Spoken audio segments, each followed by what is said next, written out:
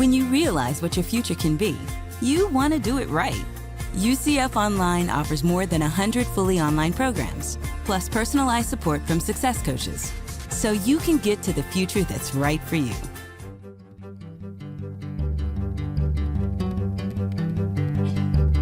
From the University of Central Florida's Center for Distributed Learning, I'm Kelvin Thompson. And I am Tom Cavanaugh. And you are listening to Topcast, the Teaching Online podcast. Hey, Tom. Hey, Kelvin. That is what TOP stands for, Teaching Online Pod. And then we add cast in there, just That's to make right. it clear. Not to be kit or Right. What did we say recently? The whole top suite. The top suite. The That's top right. suite. The suite the of tops. topness. That's right. That's right. Something like that. Something like that, yeah. All right, so Kelvin, I see you drinking out of your Southern Methodist University mug. Yes. I've got a non-branded travel thermos. What is in my non-branded travel thermos? Well, generically, Tom. Well, first, maybe, I don't know that we've said this real recently, so for the benefit of those newer to the show, we do bill this as a collegial conversation about online teaching and learning, and blended and digital teaching and learning, conducted over a shared cup of coffee. So we do bring the coffee itself into the conversation periodically. That's a good reminder. Yes, thank you. So I just jumped right into the coffee talk, but it's good to remind efficient. people. Who That's knows? right. Maybe we have, a new listener who Welcome. doesn't know, like, why the heck are they talking about coffee? Because it's Occasionally, our thing. I do hear that. Occasionally, well, I skipped past it until I finally figured out it was a thing. I don't like coffee. It's all right. If you don't want to hear the coffee part, you don't have to. But Well. they are thematically tied. You're going to miss that setup if you go too far. Loosely. Loosely. Some Tied better than others, thematically, yes. perhaps. We'll see how this one. What the German judge says about this performance. So today's coffee, Tom, might at first harken back to our recent episode with UCF colleague Dr. Chongcho Chen, because that episode started with a coffee from Brazil, and the That is coffee we're very drinking today recent is episode. also from Brazil. Yes, very Yes. recent. But this is a different Brazil. This is a single origin Brazil. I believe in Brazil, they might say this like coqueiro. It's a light roast that came my way via that Coffee of the Month club that I'm part of recently.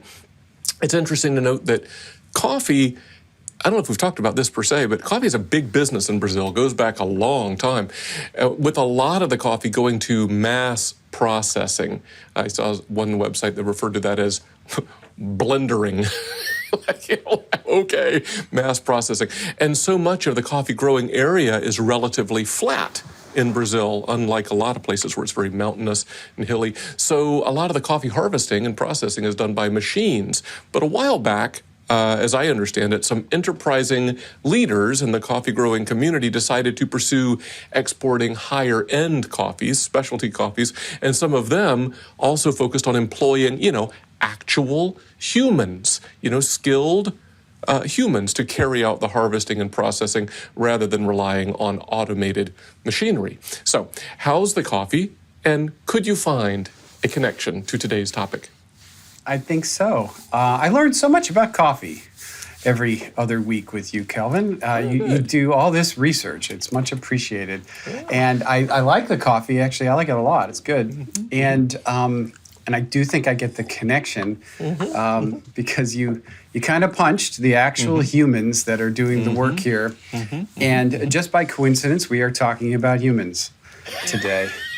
And how to best treat and retain humans in our organization, as opposed to the robots that we work with. That's right. That is correct. And here's a little bonus piece. This was subtle, but back in that episode with Dr. Chen, he talked about his passion for teaching that took him away from a pure science approach to physics, and he also communicated a compelling vision for transforming STEM education. By the way, if you haven't listened to that, you should go do it. And we'll be talking about passion and vision today a little bit with those actual non-robotic humans. Cool. Well, that is what we're talking about today. Thank you for that context. Like so many of you listening, we here have been dealing with the Great Resignation, or in some ways called the Great Reshuffling, because if somebody's quitting, in most cases, they're going somewhere else. I've had a conversation with my colleague, Jocelyn Widmer at Texas A&M, and it's one of her faculty colleagues that came up with the term, the Great Resignation. So Is that right? we've had Cool. So we've had some interesting conversations about, just the challenges that we've been facing and how we're trying to move forward. So do you mind if I open with some statistics to kind of just set the stage a little bit? Dazzle us with your math, Tom. Yeah, math. Yeah. So I think these numbers are all pre-pandemic numbers. So I don't know if anything's been updated since then. But you may have heard some of these in the past. But I'll start with some Gallup figures. So according to Gallup, within the United States, 17.2% of all U.S. workers are actively disengaged. Actively disengaged, 17.2%. And I'm going to hypothesize that now, as we're sort of coming out of the pandemic and after the stresses of the last 2 years and everybody having their lives disrupted and sort of reevaluating, what do I really want to do, and all of that, maybe that number's higher. 17.2 is pretty high. But maybe it's even higher, at least temporarily, as people kind of reevaluate. And so what's the cost of disengagement? A lot. So according to Gallup, again, for every $10,000 in salary, it costs an organization $3,400 for those disengaged. So basically 34% of the salary, it costs the organization for people who are disengaged, actively disengaged. And that, that manifests in absenteeism, lower productivity, what they call shrinkage. Shrinkage is meaning like you walk out the door with the box of Post-it notes, and you shouldn't do that, right? See, I'm old school. We call that theft. Yeah, I know. Yeah, well, there's a fancy euphemism called shrinkage, but yes, it's the same thing. So 34%.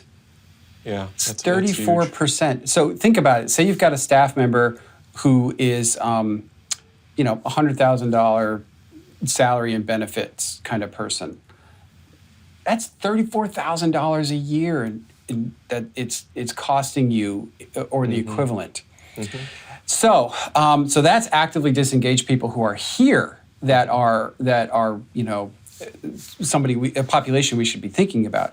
But now with this Great Reshuffling, Great Resignation, the cost to replace people, so this is according to SHRM, the Society for Human Resource Management.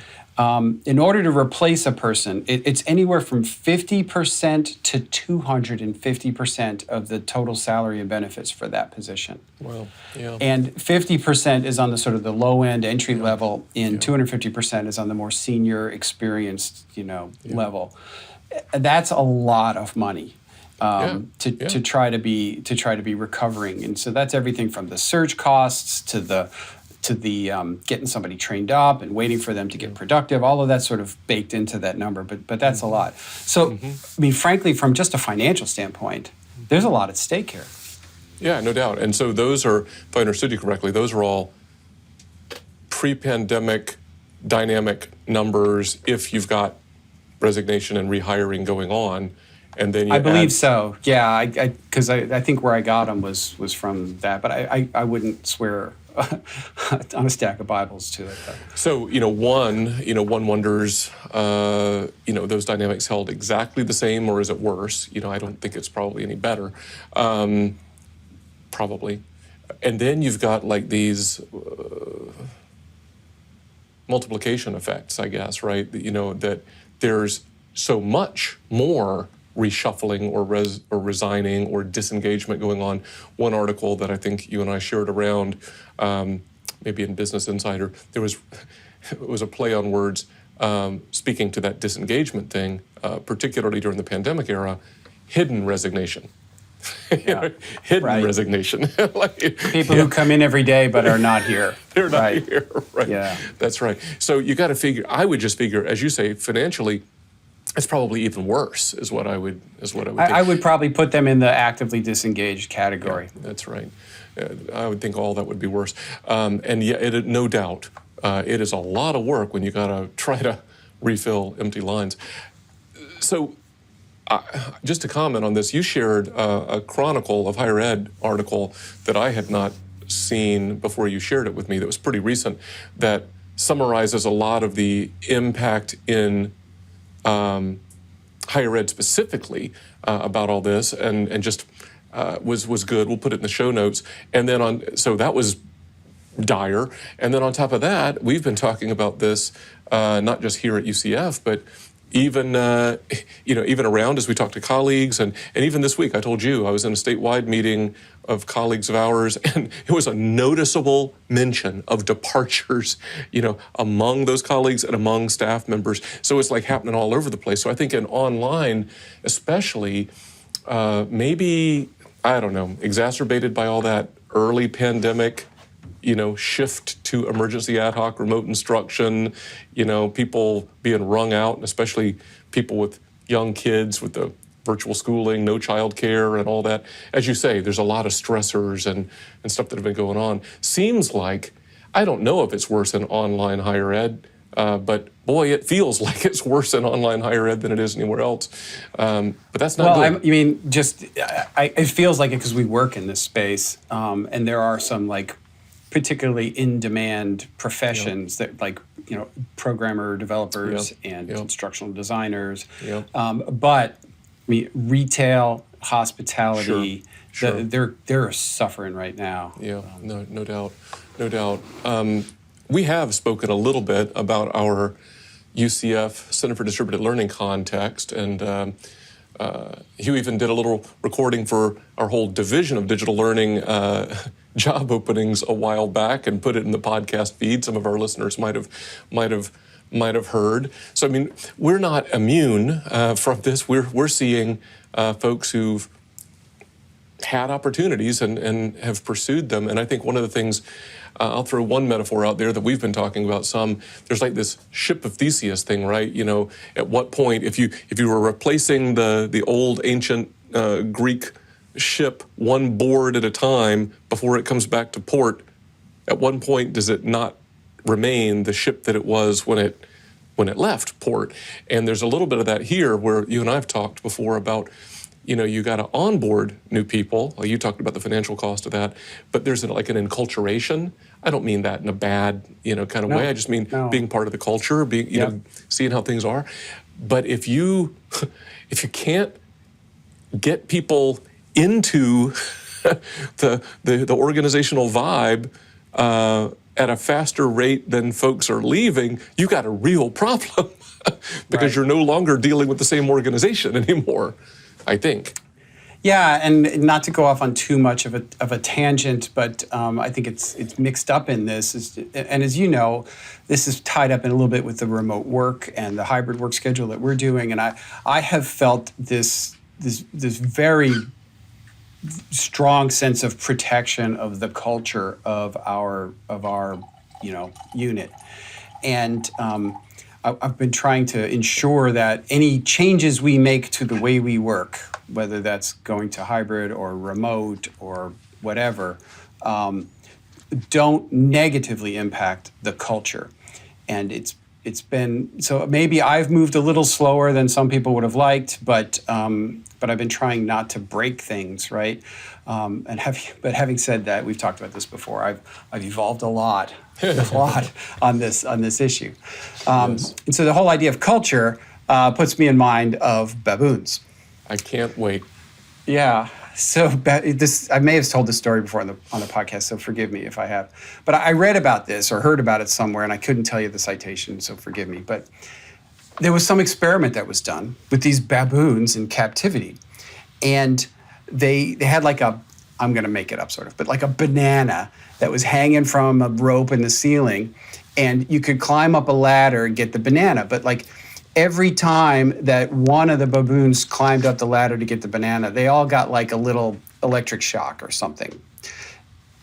To the point where if any baboon starts to climb up the ladder, they all jumped on him like, hey, no, stay away from that because we're all going to get a shock. And then little by little, they start replacing the baboons one at a time, and then they take away the banana. So at the end, any baboon that approaches the ladder gets jumped by all the others, and none of them know why, because they've all been sort of trained. And I'm like worried about that when it comes to like culture. Like, are we just perpetuating things that aren't like, do we even not know why, or are these not good or productive? And it's a little bit like your ship of Theseus idea. We need the anti-banana issue, right? We want good culture. That's right. That's right. Good things going on. Kind of a non-example there. That's right. But yeah, I have heard that probably from you. I've heard that before. Yeah, that makes sense. Those dynamics. So, I guess just to state it outright, there's part of what we wanted to talk about in today's episode was what are we in online higher education to do to combat, counteract, offset the Great Reshuffling, right? And so we want to try to address that. But it might be worth making a couple of caveats. Look, people are going to have opportunities, right? And I think none of us ever want to be in the way of somebody pursuing what's best for themselves and their families. And that's great. In fact, shout out to Topcast episode 80, your interview with Dr. Luke Dowden that we called Charism in Online Learning Teams, and I think it has a lot to say about that kind of stuff. And also, you've touched on it already, but remote work is 100% remote work is a current factor for some people. It's a real attractor, and in much of higher ed, that is not a competitive option. And there's certainly a lot of corporate sector earning potential available right now for some people in some of our positions. And in much of higher ed, competing with the corporate sector salaries isn't an option either, right? So those are things that we're not going to do so much about. But there are things that we can do, right? And I think what you and I have been talking about is we can do the best that we can to provide a positive and meaningful work environment with the potential to transform individual lives and society, and that ain't nothing. Right. Yeah, I've been trying to hit that remind people of that as we kind of work on our culture and sort of a relaunch of our division a little bit. And as you said, anybody who's improving their station or moving on to a better opportunity, God bless them. Good for us that we helped them get there and gave them whatever skills and experiences or whatever. What I don't want to hear is, I'm leaving because I don't like it here or because there's some problem here. That's something that we need to be addressed. And to your point, I think one thing that higher ed can offer is a genuine sense of mission that is truly making a difference for people. It's one reason why I've liked working in higher ed. I had a previous career in the corporate space where I spent a lot of time trying to teach pharmaceutical sales reps how to get past the receptionist, and that's okay for a while. But I sure feel like I'm making a difference in people's lives right now, lifting them kind of out of poverty. The number of Pell students that we support here at UCF, all of that, I think it's I'm not laying bricks, I'm building a cathedral kind of reminders for people that no matter what you're doing here, it really is directly impacting students and helping them. Yeah, so two of the, I think, big ideas that you and I have been kicking around lately that we thought, I think that we might unpack a little bit in our remaining time in this episode is kind of the connecting organizational vision with individuals' purpose and passion. That's a thing that we can unbundle a little bit. And then cultivating a positive work environment where individuals can thrive. And both of those things are part of the equation, I think, and they both have things that we can unpack. Where do you want to start? Let's start with the people, because I've been thinking about that too. And I'll say something that I think we as an organization have done really well. And even prior to my arrival, so I won't take any credit for it. It's just something that I've agreed with and perpetuated. You were a newer baboon? That's right. That's exactly right. Although I think I understand why. Is investing in people and their own professional development. Yeah. We've been really supportive of training, of certifications, of going to conferences, of presenting, of working with others, of getting out into the community and sharing what we've done and learning from others. And it's even to the point where like we've gotten people certifications and things, and they've moved on because they're now certified in that thing. But we knew that was a risk when we paid for that person's certification, and I would do it again, because we have to invest in our people. And I think that's a demonstration of an organization that cares about you and your success. Yeah, I think, again, another plug for that Topcast episode 80, the Luke Dowden interview. He speaks eloquently about that, right? Yeah. The hiring, the retention, and just kind of how you treat people. And he had a couple of anecdotes that were along the lines of what you said, that, it's okay, I'm investing in the person whether they stay or not, right? And that, I like to think, pays off. And maybe that's because I think the more that leaders, especially all of us, but leaders especially, model trust of and loyalty to individuals, the more that's reciprocated. It won't ever be perfectly one-to-one reciprocated, but I think the more that leaders model trust of and loyalty to, they get some of that back. It begins to shape the culture a little bit. And I think Luke spoke so eloquently about that in your interview with him. Yeah, agreed. There is a little bit, you talked about just, hey, we've been through some things and people have got just so many stressors. I don't know. I think some people probably find this language over the top. Others think, no, it's right on the money. We certainly, in our field, some of our colleagues speak about trauma-informed pedagogy. I wonder if we might talk about trauma-informed leadership, right? It's like, okay, how do you lead when there's an awareness that there is maybe more burnout going on than there has been pre-pandemic, and more widespread overwhelm and anxiety. The actions that you take, say something about the culture and the kind of place you're going to be and the way that people are going to be treated. Would you agree with that? I would, and I'll just be a little vulnerable here. I've had to change my own style a little bit. Maybe not as much as people would have liked, but I tend to be a real, hey, rub some dirt on it, let's go, kind of a guy. And that doesn't work with people, right? With a lot of people. Yeah. And that's not bad, right? That's just what people need. And so I've had to take a step back and be a little more intentional, a little more deliberate about making sure that, especially as we talk to the leadership teams that report to us, hey, check in with your people. Make sure they're okay. Make sure they know the number of the employee assistance program. Yeah. Make sure they're taking time off, right? Yeah, Make sure that they're not working nights and weekends unless we absolutely have to ask them to. But I kind of want to know if we're asking people to do that, because I don't want to abuse people. One of the things that was in that Chronicle article, now this was very much from a student affairs kind of perspective, and is also from the perspective of somebody who's left higher ed somewhat unhappily. So there's definitely some disgruntledness in there. But there's some interesting points that are made, and one of them has to do with this idea of sort of like mission gaslighting. So as we talk about, hey, you can have an impact and you can, help students. We try, I don't think I've ever done this, but we wouldn't want to use that as an excuse for not compensating or treating people right. It's like, well, you can't expect a lot of money because you're helping the world, right? It's like, well, okay, if I want to do that, I'd go work for a charity.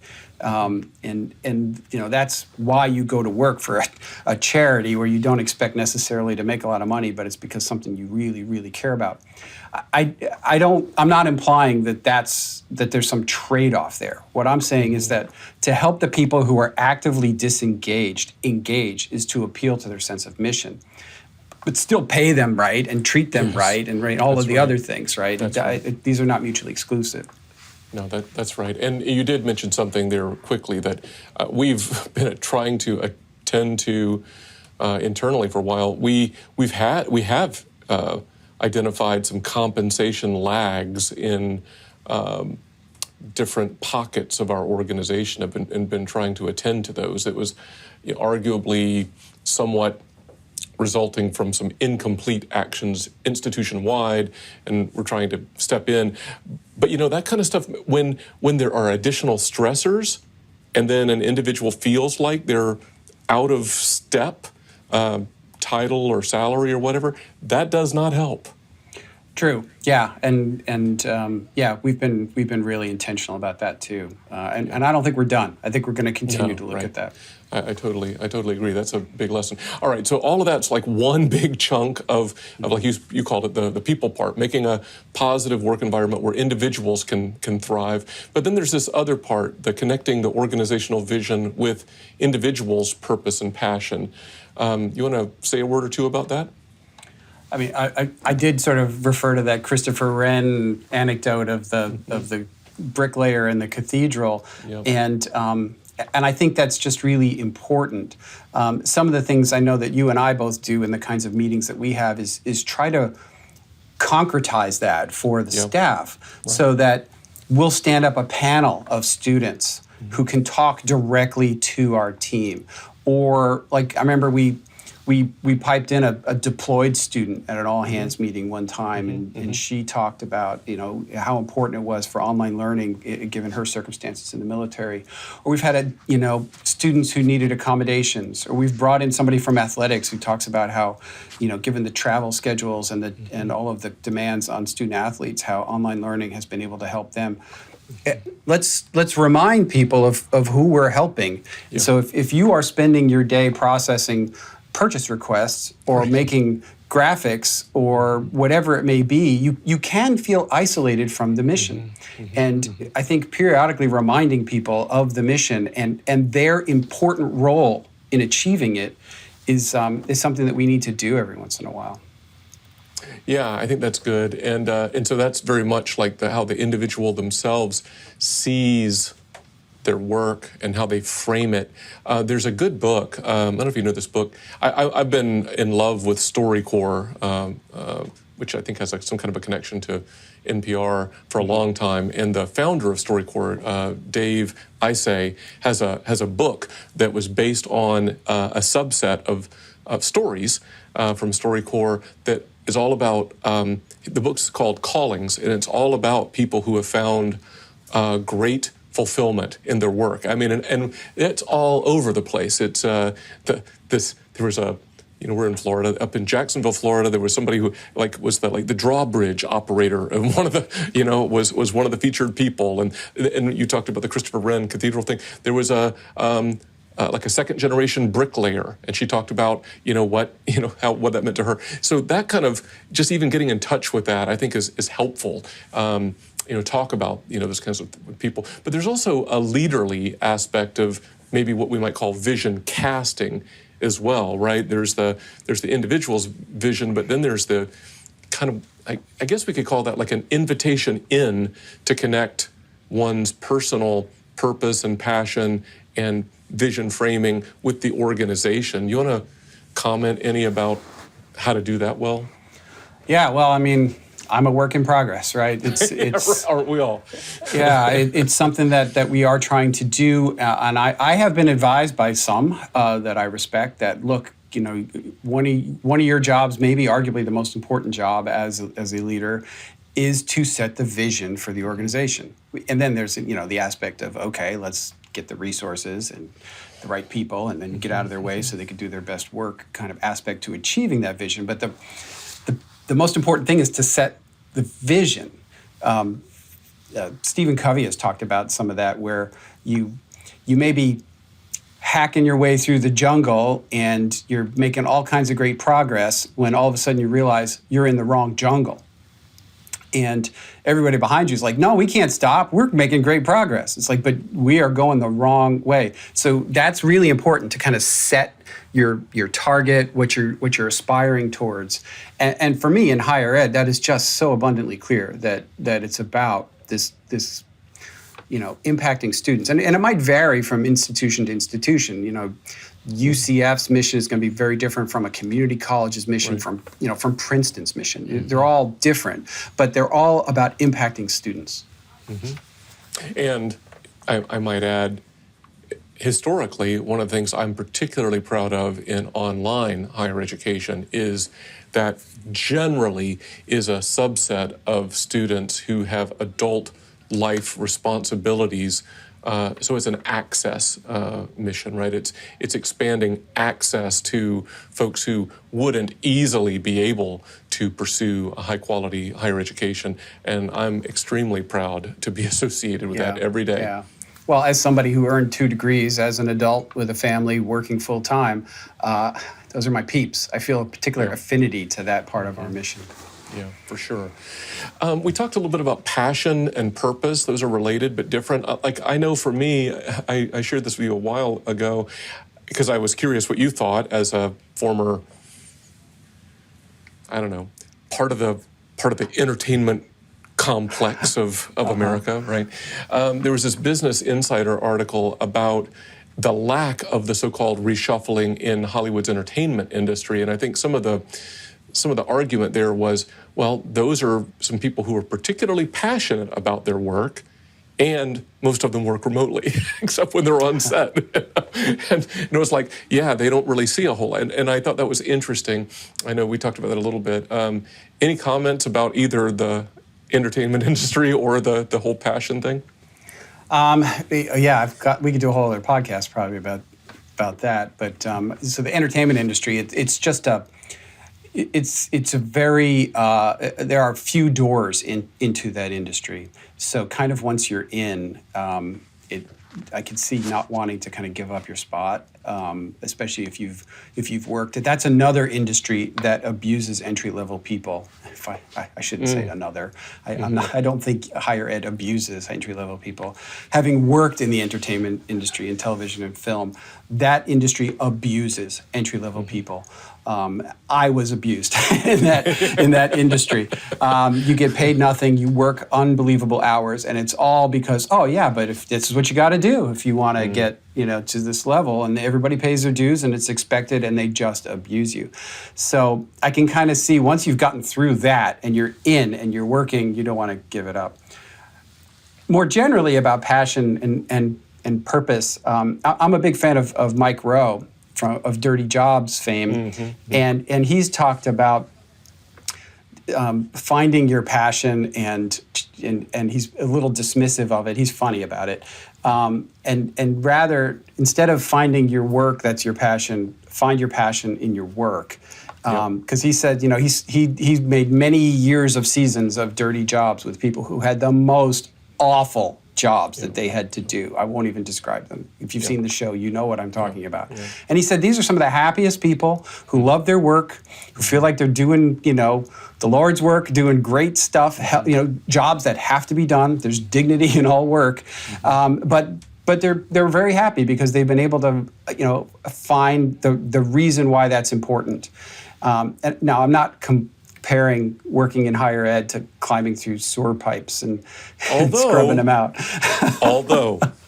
Yeah, you never know. But I do think there's something to that too. Like, commit yourself to this mission, and we have to remind people of what it is. And I think that there's an awful lot of purpose that can be found here. Yeah. I know we need to start wrapping up, but I do want to make 2 plugs related to purpose, 2 resources I have found particularly helpful. One is the podcast Hidden Brain, hosted by Shankar Vedantan. He had an episode a while back called Cultivating Your Purpose, which I think reinforces a little bit of that point you were just talking about, because he doesn't say find your purpose. He does a lot of interviews some researchers who've been studying purpose deeply, and their takeaway is, you don't trip across your purpose, you cultivate your purpose. Very insightful in 3 big kind of ways that people cultivate purpose, and I thought it was really helpful. It's very empowering, I thought, and I think that's a great thing to share in our community. We'll put that in the show notes. The other is, I think a lot of people have seen this by this point, but Adam Grant, what is he? Organizational psychologist, I think, has this TED Talk, has languishing in the title. And he has like these 3 M's that are the big thing. Spoiler alert, he talks about mindfulness and meaning and mattering.